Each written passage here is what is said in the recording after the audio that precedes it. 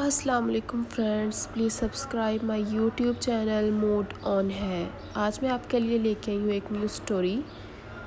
First of all welcome to our YouTube channel mood on ہے۔ دیکھتے ہیں آج کی اسٹوری پڑھ کے آپ کے موڈ پر کیا ایفیکٹ پڑتا ہے۔ Let's start.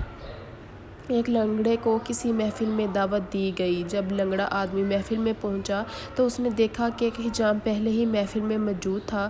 اس نے حجام کو دیکھ کر واپسی کی راہ لی۔ محفل کی انتظامیہ نے لنگڑے آدمی سے پوچھا کہ آپ واپس کیوں جا رہے ہیں؟ کیا ہماری محفل آپ کو پسند نہیں آئی؟ لنگڑے آدمی نے کہا کہ محفل میں موجود اس حجام کے ہوتے ہوئے میں اس محفل میں نہیں بیٹھ سکتا۔ لوگوں نے پوچھا کہ اس کی کیا وجہ ہے کہ آپ اس حجام کی موجودگی کو برداشت نہیں کر سکتے؟ لنگڑے آدمی نے کہا کہ اس بدبخت کی وجہ سے میں ایک ٹانگ سے محروم ہو چکا ہوں۔ اس آدمی نے مجھے پورے شہر میں ذلیل اور خوار کر کے رکھ دیا ہے۔ لنگڑا آدمی محفل میں موجود لوگوں کی دلچسپی کا باعث بن گیا اور انہوں نے اصرار کیا کہ بتائیے آپ کے ساتھ کیا واقعہ پیش آیا۔ لنگڑے نے کہا کہ میرا باپ ایک بہت بڑا تاجر تھا اور اس نے شروع سے ہی میری ایسی تربیت کی کہ مجھے بھی تجارت کا شوق ہوا۔ یہ حجام میرا بہت قریبی دوست تھا۔ میرے والد نے میرے تجارت کے شوق کو دیکھتے ہوئے مجھے دو نصیحتیں کیں۔ ایک نصیحت یہ کہ عورت زاد میں دل نہیں لگانا اور دوسری یہ کہ خاندانی اور عقل مند سے دوستی کرنی ہے۔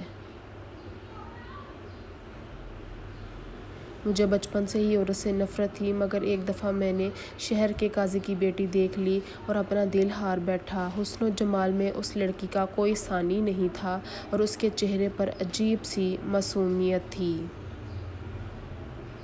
میں نے ایک بوڑھی عورت سے رابطہ کیا اور کچھ پیسے دے کر اس کے ہاتھ لڑکی کو پیغام بھیجا کہ میں آپ کو پسند کرتا ہوں اور اپنی زندگی میں شامل کرنا چاہتا ہوں۔ بڑھیا جب لڑکی کے پاس پیغام لے کر گئی تو اسے بہت غصہ آیا۔ بڑھیا واپس تاجر کے پاس آئی اور کہا کہ لڑکی کو غصہ آ گیا، مگر فکر مت کرو، میں نے لڑکی کی آنکھوں میں تمہارے لیے محبت دیکھی تھی، وہ گھبرا گئی ہے، تم تھوڑے دن مزید انتظار کرو۔ کچھ دن بعد تاجر نے دوبارہ بڑھیا کے ہاتھ پیغام بھیجا۔ لڑکی نے پیغام کے جواب میں کہا کہ مجھے بھی آپ پسند ہیں، مگر شادی سے پہلے میں ایک دفعہ آپ سے ملنا چاہتی ہوں۔ میں یہ دیکھنا چاہتی ہوں کہ آپ کا مزاج کیسا ہے۔ لڑکی نے کہا آج بدھ کا دن ہے اور پرسوں جب ابا جان جمعہ کی نماز پڑھنے جائیں گے تب آپ میرے گھر تشریف لائیے گا۔ 2 دن بعد تاجر صبح صبح اپنے حجام دوست کی دکان پر گیا تاکہ بال بنوا لے۔ حجام کہنے لگا جناب آج کہاں جانے کی تیاریاں ہیں؟ تاجر نے کہا کہیں نہیں جانا، تم جلدی سے بال بنا دو۔ حجام نے کہا مجھے سب پتہ ہے، بڑھیا نے مجھے سب بتا دیا ہے۔ تاجر نے کہا کہ فضول باتیں مت کرو اور جلدی سے میری حجامت بناؤ، مگر حجام نے اتنی دیر لگا دی قاضی نے جمعہ کی نماز تک نہ پڑھ لی۔ جب تاجر قاضی کی بیٹی سے ملنے گیا تو چپکے سے حجام بھی تاجر کے پیچھے ہو لیا۔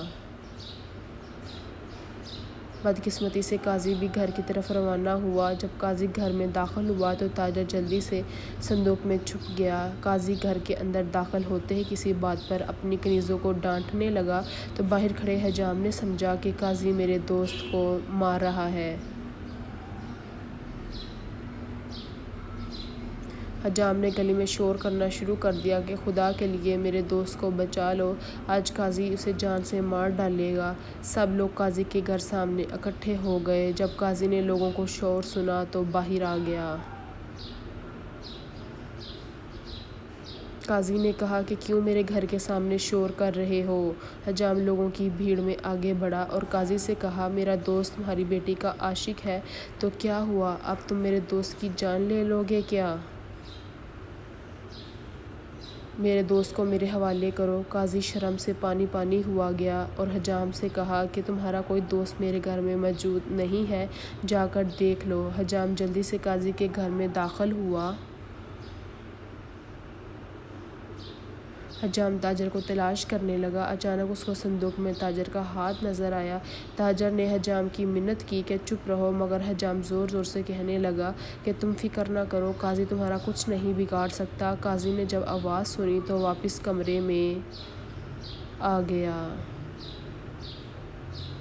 اس نے دیکھا کہ تاجر صندوق میں چھپا ہے۔ قاضی نے اپنے برادری کے لوگوں کو جمع کیا اور تاجر کو خوب مارا۔ گلی میں موجود لوگوں نے تاجر کی جان بچائی، مگر تاجر کی ایک ٹانگ ٹوٹ چکی تھی۔ بعد میں زخم پھیلنے کی وجہ سے تاجر کی ایک ٹانگ کاٹ دی گئی۔ تاجر اپنے آپ کو ملامت کر رہا تھا کہ ایسے بیوقوف دوست سے بہتر تھا کہ میرے 50 دشمن ہوتے۔